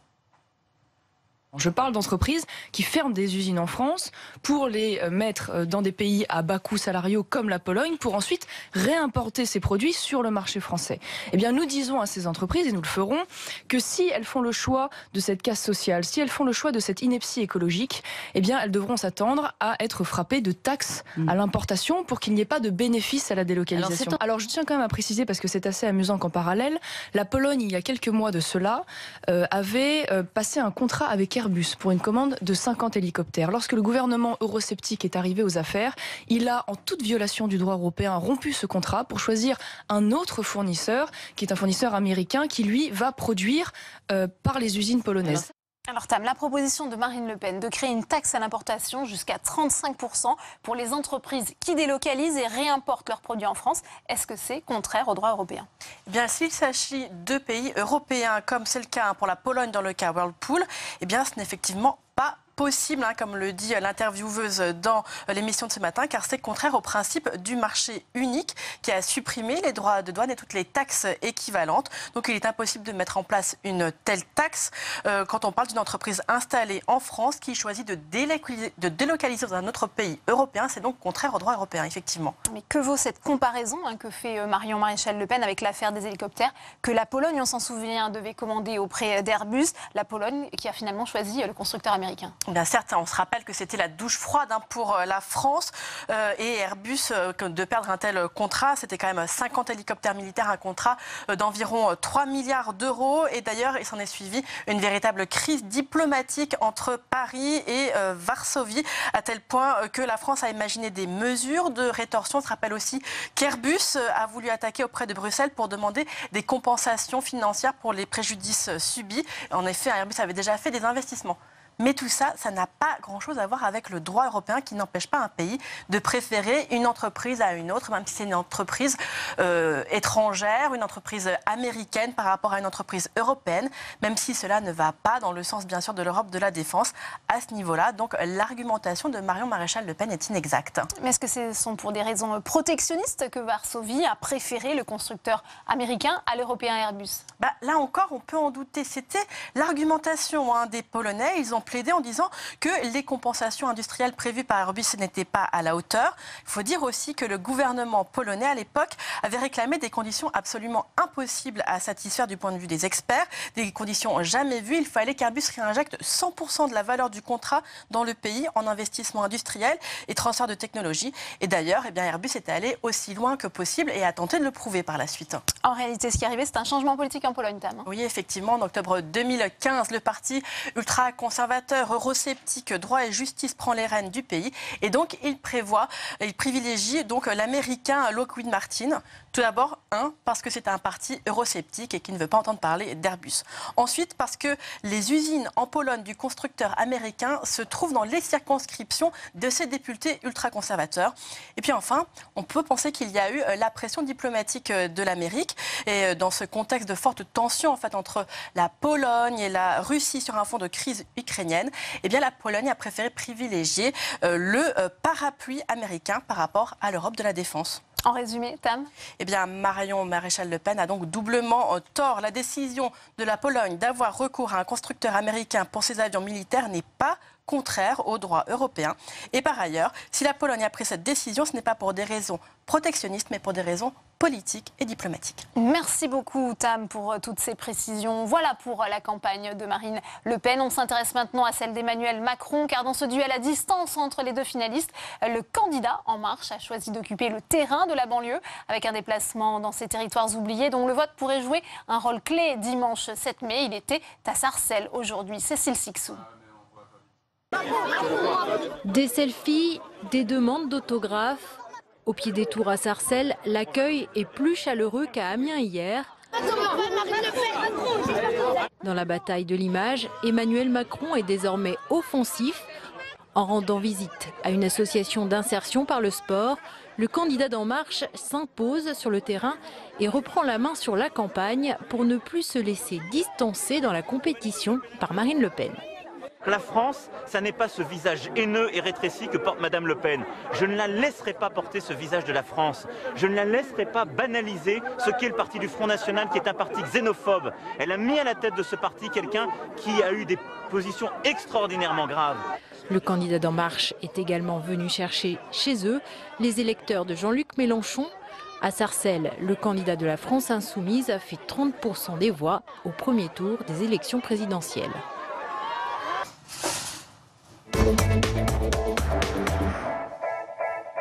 Et on continue le débat sur Public Sénat avec mes invités qui m'ont rejoint sur ce plateau. Yves Maricane, bonsoir, directeur des études politiques à l'Institut ELAB, merci d'être avec nous. Florian Silny qui est également sur ce plateau, bonsoir. Vous êtes fondateur et directeur associé de l'agence de communication La Frenchcom, merci d'être avec nous. Olivier Roucan, bonsoir, politologue, chercheur associé au CERSA, c'est le Centre d'études et de recherche de sciences administratives et de politique. Et puis Tristan Quinomo-Poil, bonsoir, vous êtes journaliste politique au Figaro. On va s'intéresser ce soir à ce réservoir de voix que constituent à la fois les électeurs mélenchonistes et fillonistes. Yves Maricane, est-ce que pour l'instant, on peut dire qu'ils ont choisi la position à adopter pour le second tour ? Pas tous, en tout cas, pour certains, en tout cas les électeurs mélenchonistes, il n'y a pas de position aujourd'hui officielle, donc chacun fait un peu ce qu'il veut. Mais si on se base sur les dernières enquêtes d'intention de vote réalisées, on voit que les électeurs de Jean-Luc Mélenchon sont tiraillés d'une certaine façon entre un vote Macron ou l'abstention et le vote blanc ou nul. Et puis on a quand même quelques électeurs qui se réfugieraient quand même vers Marine Le Pen. Du côté de François Fillon, c'est pas beaucoup plus clair. On en a certes 1 sur 2 de ces électeurs qui partiraient sur Emmanuel Macron, mais le reste serait parti à parts égales entre Marine Le Pen et l'abstention ou le vote blanc et nul. Donc on voit bien que là, il y a quand même quelques indécisions, des tiraillements qui se font jour à travers ces résultats. Et bien entendu, ces lignes-là, elles peuvent bouger sous l'effet de la campagne électorale. C'est sans doute aussi la raison pour laquelle on voit bien que dans les premiers sondages d'après premier tour qui ont été réalisés depuis lundi, on voit qu'on observe quand même un resserrement du rapport de force entre Emmanuel Macron et Marine Le Pen. Et donc ça veut dire qu'il y a aussi des électeurs, des candidats éliminés qui sont en train de basculer vers la candidate du Front National. Tristan Quinomo-Poil, après avoir tendu la main aux électeurs de Jean-Luc Mélenchon, on voit que Marine Le Pen à présent mise sur l'électorat de la droite traditionnelle, catholique. Elle est ce soir, elle était aujourd'hui dans la région PACA. Elle a raison de s'adresser à cette partie des électeurs qui pourraient être tentés de voter pour elle au second tour. Elle a cette capacité de s'adresser à la fois à l'électorat de Jean-Luc Mélenchon et à la fois à l'électorat de François Fillon, parce qu'aujourd'hui, le clivage, ce n'est plus la gauche contre la droite. C'est le clivage entre les personnes qui profitent de la mondialisation et ceux qui en sont les victimes. Et à la fois dans l'électorat de Jean-Luc Mélenchon et à la fois dans l'électorat de François Fillon, on retrouve ces thématiques. Jean-Luc Mélenchon, il fait ses bons scores chez les jeunes, dans le Nord, dans l'Est, aussi là où les terres du Front National sont fortes. Et chez François Fillon, on a entendu dans son discours le thème de la souveraineté qui est extrêmement fort et qui est également dans le discours de Marine Le Pen. Donc elle peut à la fois s'attaquer à ces deux électorats et elle peut aborder ce second tour sur deux tableaux. Ouais. Est-ce que c'est le même cas de figure pour Emmanuel Macron? Est-ce qu'il peut lui aussi capter à la fois l'électorat de Jean-Luc Mélenchon et celui de François Fillon, au-delà du Front républicain, Olivier Roucan? Oui, je pense que l'affaire est moins nette que ce qui vient d'être dit sur l'électorat de Jean-Luc Mélenchon, dont on peut constater à travers quelques enquêtes d'opinion qu'il est moins protectionniste, il est moins fermé par rapport à l'Union européenne qu'on ne le dit. C'est-à-dire que vous avez quand même une majorité dans l'électorat de Jean-Luc Mélenchon aujourd'hui qui ne veut pas que la France quitte l'Union européenne. Vous avez plus d'un gros tiers qui pense que la mondialisation est une chance pour la France. Et l'écart sur cette question entre l'électorat de Jean-Luc Mélenchon et celui d'Emmanuel Macron est plus faible que celui entre son électorat et celui de Marine Le Pen. Donc les vases communicants potentiels, tout ceci est véritablement de l'ordre des probabilités, un raisonnement en termes de probabilité. Les vases communicants entre Jean-Luc Mélenchon et Emmanuel Macron semblent plus aisés que celui entre Jean-Luc Mélenchon et Marine Le Pen, pour cette raison, et puis pour des raisons historiques et d'ancrage, j'allais dire, du projet, de l'idéologie de Jean-Luc Mélenchon, de son histoire, de son parcours, qui, même si cette fois-ci il décide de ne pas donner de consigne de vote, indique bien quand même que la proximité entre son électorat et celui d'Emmanuel Macron est a priori plus aisée. Ouais. Florian Silnicki, il aurait tort, Emmanuel Macron, de tout vouloir miser sur le front républicain. On voit que cette idée, finalement, a duré peut-être l'espace de 24 heures. Oui, il a vite été désillusionné à cet égard. Il s'est vite aperçu que la vague sur laquelle il comptait surfer du Front républicain, elle le menait beaucoup moins loin que ce qu'il avait prévu et anticipé.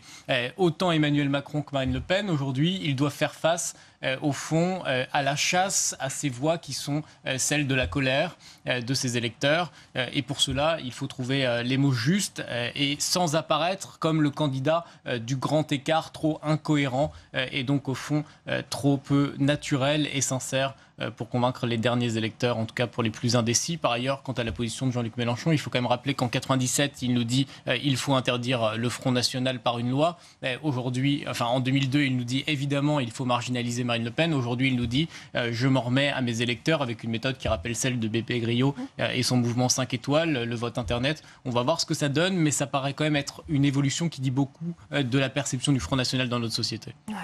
Yves-Marie Cannes, il y aura aussi la question des abstentionnistes, ça a été évoqué au cours de nos reportages. Certains refusent d'aller voter. On voit avec ce sentiment aussi du ni Le Pen, ni Macron qui est en train de se propager chez les jeunes, les lycéens qui manifestaient aujourd'hui dans la rue.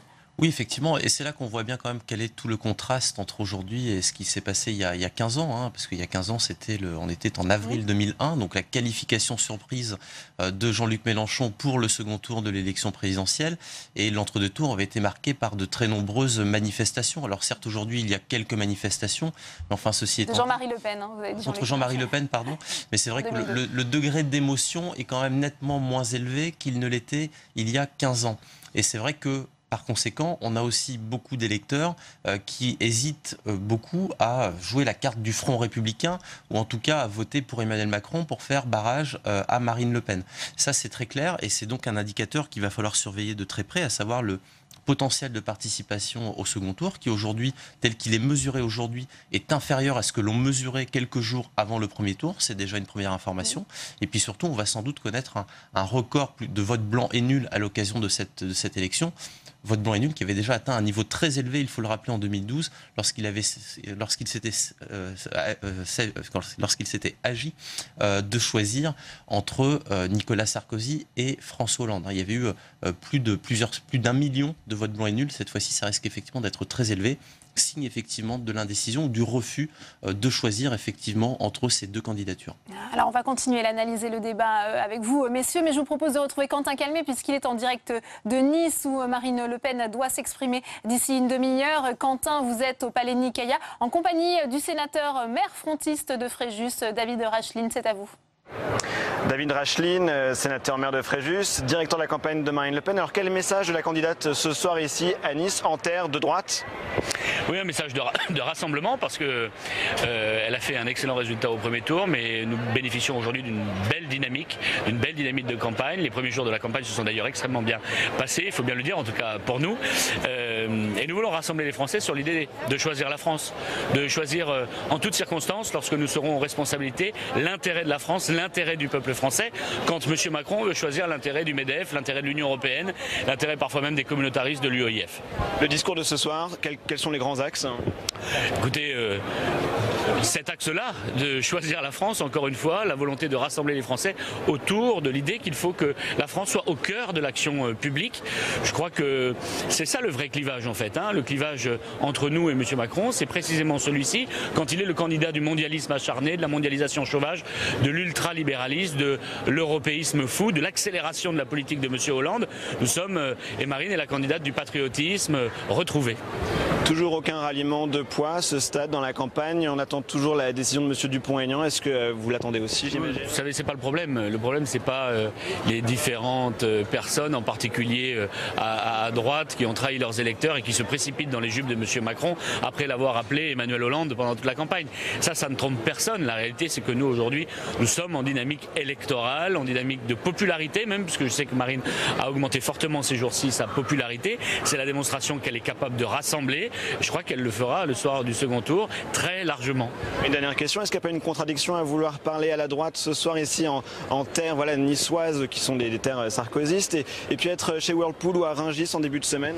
Est-ce que vous pensez que les gens de droite veulent que nos entreprises s'en aillent? Moi je crois au contraire qu'il peut y avoir aussi bien chez les salariés que chez les ouvriers, que chez les cadres, une volonté politique d'un patriotisme retrouvé pour faire enfin en sorte qu'on change de modèle économique, qu'on puisse faire du patriotisme économique, qu'on puisse faire du protectionnisme intelligent, qu'on puisse protéger les Français, protéger nos entreprises, protéger nos emplois, c'est notre objectif. Et ça, je crois que c'est transcourant, ça peut rassembler tous les Français. Merci beaucoup David Rachline, sénateur maire de Fréjus, ici pour cette interview à Nice. Merci beaucoup Quentin. Tristan Kinomopol, on vient d'entendre effectivement ce discours attendu de Marine Le Pen qui va s'adresser à cette droite qui est partagée, ça a été rappelé à la fois par Christian Estrosi qui a tout de suite appelé à voter Emmanuel Macron, Éric Ciotti qui est le patron du département, c'était peut-être un peu plus compliqué de son côté. Elle peut chercher des voix dans cette incertitude des dirigeants de droite, appeler clairement à voter Emmanuel Macron. Le meeting de Marine Le Pen ce soir à Nice, il se passe au palais Nicaïa. C'est dans cette même salle que François Fillon a tenu son meeting, l'un de ses derniers meetings, c'était à Nice aussi. Et on se souvient de Christian Estrosi qui monte à la tribune juste avant François Fillon et qui délivre une charge extrêmement violente contre Marine Le Pen et contre le Front National. Et la salle le hue. La salle lui demande de se taire. Alors évidemment, certains lui en voulaient d'avoir reçu Emmanuel Macron avant, mais c'est aussi parce que dans cette salle, certains militants considèrent que Marine Le Pen n'est pas un danger et certains, c'est une évidence, voteront pour elle. Dans le sud de la France, c'est l'un des bastions du Front National et il y a une porosité comme ça qui existe entre le Front National et les Républicains. Donc si elle va ce soir essayer de conquérir cet électorat, c'est pas un hasard. Vous êtes d'accord avec cette analyse, Olivier Roucan? Dans cette région, on sait bien, et depuis longtemps, depuis les années 90, même un peu avant, il y a une porosité, comme vous dites. D'abord, ça a été une porosité avec des accords, de certains dirigeants, avec des accords, des alliances. Ensuite, des électorats. Tout ceci a été préparé, largement renforcé par l'orientation de Nicolas Sarkozy sur la sécurité. Et on voit aujourd'hui dans l'électorat de François Fillon qu'une des motivations du vote Fillon, c'est justement le terrorisme, la sécurité. Et évidemment, on retrouve une parenté dans les motivations de vote, même si c'est encore plus fort dans l'explication de vote pour Marine Le Pen. Donc oui, cette porosité existe. Mais il faut aussi regarder que dans le même électorat Fillon, alors dans d'autres régions sans doute, il y a une thématique de vote qui a été la lutte contre le chômage et également le redressement de l'économie, la lutte contre la dette. Et là, on va plutôt pouvoir imaginer un possible compromis avec Emmanuel Macron. Et là encore, avec un vote motivé, deux thèmes qu'on retrouve chez Fillon et chez Macron, c'est préparer l'Europe de demain. Donc on voit que les Républicains, sur ces questions, se départagent. Florian Silnicki, c'était évoqué par Quentin Calmet. Pour Marine Le Pen, il y a aussi cet enjeu de pouvoir rallier, de pouvoir récupérer les voix de Nicolas Dupont-Aignan, quasiment 5%. Ça, c'est aussi une des chances pour elle de se qualifier au second tour? Vous avez raison, il faut qu'elle leur parle aussi. La difficulté, au fond, aujourd'hui pour Marine Le Pen, c'est de montrer qu'elle est capable de confronter et d'affronter Emmanuel Macron, que tous les sondages ont d'ores et déjà désigné pour le moment, malgré le resserrement des différences entre eux, comme celui qui sortira vainqueur de cette élection présidentielle. Il s'agit donc pour elle de démontrer qu'il est assez faible sur certains points et la visite de Whirlpool a été une sorte de dépucelage social pour Emmanuel Macron et surtout la projeter dans ce second tour assez violemment alors que sa campagne avait totalement calé. Il faut aujourd'hui que ces deux candidats démontrent, au fond, appuient sur les points de faiblesse qui sont révélés par cette campagne chez l'autre candidat pour convaincre les indécis potentiels alors que l'opinion, au fond, est aussi, et mon confrère le dira sans doute, assez indécile. Indécise, pardon. Oui. Yves Maricanne, quand Emmanuel Macron va en banlieue comme cet après-midi à Sarcelles, il cible quel type d'électeurs? Les abstentionnistes, puisque on ne peut pas dire que là, il y a un réservoir de voix peut-être à la fois frontiste et filloniste. Ouais, ce qui est certain, c'est qu'on n'est pas là pour le coup, il n'est pas sur des terres qui se sont massivement déplacées dans les bureaux de vote dimanche soir, mais qui en revanche ont quand même, quand on a voté, ont voté pour Jean-Luc Mélenchon. Et donc là, pour le coup, effectivement, il y a un intérêt pour Emmanuel Macron à aller envoyer des signaux à cet électorat-là pour récupérer un électorat dont on imagine mal qu'il se reporterait aujourd'hui sur la candidature de Marine Le Pen, compte tenu de ce qui reste la structure d'image du Front National et de Marine Le Pen aujourd'hui au sein de la population française, même si on a bien remarqué que le directeur de campagne de Marine Le Pen ne parle plus de Marine Le Pen, il parle de Marine. Le Pen a disparu d'ailleurs de l'affiche de campagne de la candidate du Front National. C'est un signe parce qu'effectivement, ils savent bien que pour aller chercher les voix qui leur manquent, il faut se débarrasser d'un certain nombre effectivement d'attributs qui sont autant de handicaps parce que même si l'image du Front National s'est beaucoup améliorée au cours de ces dernières années, il n'empêche qu'on a toujours une très large majorité de Français, de l'ordre de 60%, qui déclarent ne pas partager les idées du Front National, qui déclarent n'avoir jamais voté pour le Front National et ne pas avoir l'intention de voter pour le Front National. Et donc ça, c'est quand même un handicap majeur aujourd'hui pour la candidature de Marine Le Pen, et c'est sans doute aussi la raison pour laquelle, en tout cas, d'un point de vue politique, il sera sans doute très difficile pour elle de faire la bascule au soir du second tour. Tristan Kinomopol, c'est vrai qu'on parlait de cette affiche de campagne, cette nouvelle affiche qui a été révélée hier par les équipes de Marine Le Pen. Elle mise aussi beaucoup sur cette image de femme, de mère de famille. Ça peut séduire aussi une partie de l'électorat traditionnel de droite, selon vous? Oui, il y a deux messages sur cette affiche. À la fois, elle a un regard assez sévère, assez dur, et puis il y a ce bout de jambe qui apparaît, qui a interloqué un petit peu les internautes, moqué parfois, mais c'est aussi sa féminité qu'elle met en avant. Donc il y a à la fois ce message de sécurité et à la fois de douceur, je ne sais pas, mais en tout cas, voilà, il y a deux symboles qui sont envoyés. Elle joue sur ces tableaux-là, oui. Ouais. Justement, sur cet aspect mère de famille, elle insiste beaucoup et elle attaque notamment Emmanuel Macron sur ce point. Comment vous l'expliquez ça, Olivier Roucan? Elle essaie à la fois par l'image et puis par le discours évidemment de récupérer l'électorat de la droite classique. Donc la posture sur la famille la rapproche en plus de Marion Maréchal Le Pen et puis indirectement de François Fillon et de son électorat. On sait très bien d'ailleurs qu'auprès de l'électorat catholique pratiquant, le Front National est faible, alors que celui de François Fillon est très fort. Donc elle trouve des biais symboliques pour essayer de l'accrocher sur la famille. Maintenant, si on revient à cette affiche, elle est un peu clivée, cette affiche, parce que la bibliothèque rappelle, j'allais presque dire, la symbolique mitterrandienne ou même gaullienne. Ça rappelle l'entrée en fonction à l'Élysée, les portraits officiels, la bibliothèque en arrière-plan. Et d'un autre côté, on a la femme, j'allais presque dire, cadre ou cadre supérieur. Mais de ce point de vue, là encore, ça ne correspond pas à son électorat, cette posture et j'allais presque dire cette tenue. Donc c'est justement peut-être pour l'élargir, ce côté working girl, justement, pour s'adresser.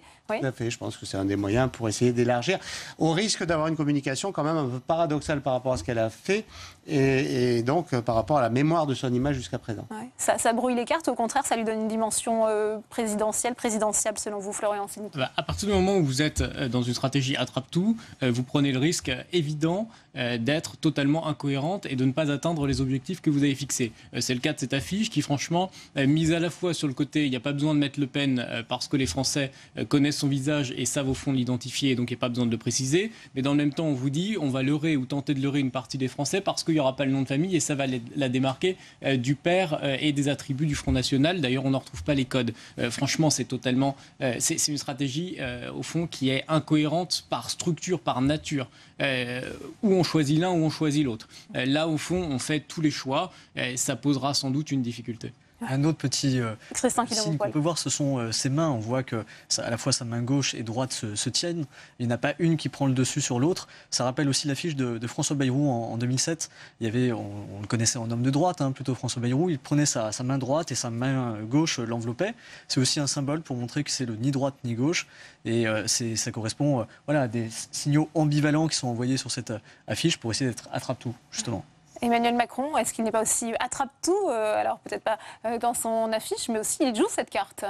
Oui, bien sûr. Et d'ailleurs, quand on regarde quel est son électorat au premier tour de l'élection présidentielle, on voit bien que son électorat est extrêmement hétérogène.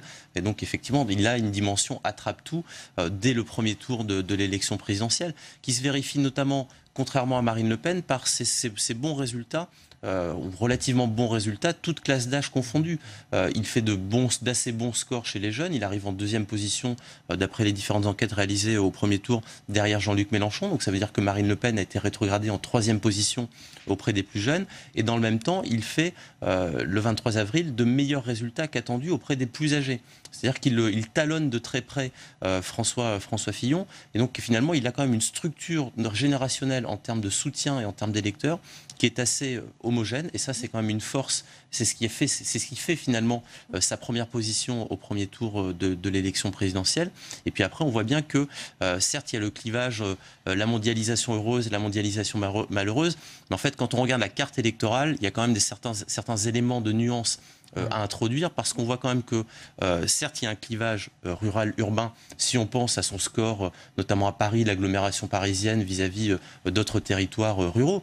Mais en même temps, si vous regardez les scores d'Emmanuel Macron dans le quart nord-ouest du pays, et notamment en Bretagne et Pays de Loire, vous voyez que le clivage rural-urbain, il tient plus la route. Et que la Bretagne, elle a aussi de très bonnes raisons aujourd'hui de se plaindre de la mondialisation. Et pourtant, on sait que ce sont des terres qui restent quand même très ouvertes à l'Union européenne et qui se sont massivement portés sur la candidature d'Emmanuel Macron. Ouais. Olivier Roucan, on évoquait ce mouvement de ni Le Pen ni Macron qui est en train de se mettre en place, notamment au niveau des jeunes, des primo-votants. Est-ce que les 2 candidats finalistes doivent s'en inquiéter? Oui, singulièrement du fait de l'absence des 2 partis de gouvernement, du fait également d'une moindre perception du projet de l'un comme de l'autre.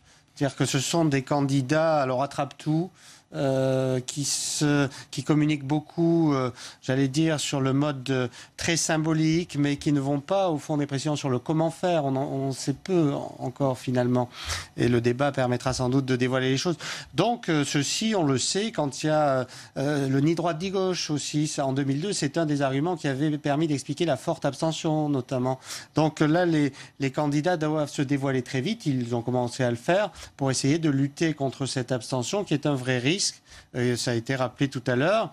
Je reviendrai juste un peu sur le fait qu'Emmanuel Macron a en effet une structure plus homogène également sur le plan de la population active et même sur le plan en termes de classe sociale. Même si il est surreprésenté chez les cadres et que Marine Le Pen l'est chez les ouvriers, il est mieux représenté sur l'ensemble des classes sociales que Marine Le Pen, ce qui permet de comprendre aussi cette homogénéité territoriale un peu plus élevée que certaines le disent. Eh bien, merci Olivier Roucan, merci Florian Siliki, merci Yves-Marie Cannes, merci Tristan Quinault-Maupoil. C'est la fin de cette édition. Merci à vous de l'avoir suivi. À 22h, vous retrouvez Sonia Mabrouk et son émission On va plus loin. Bonne soirée à tous sur Public Sénat.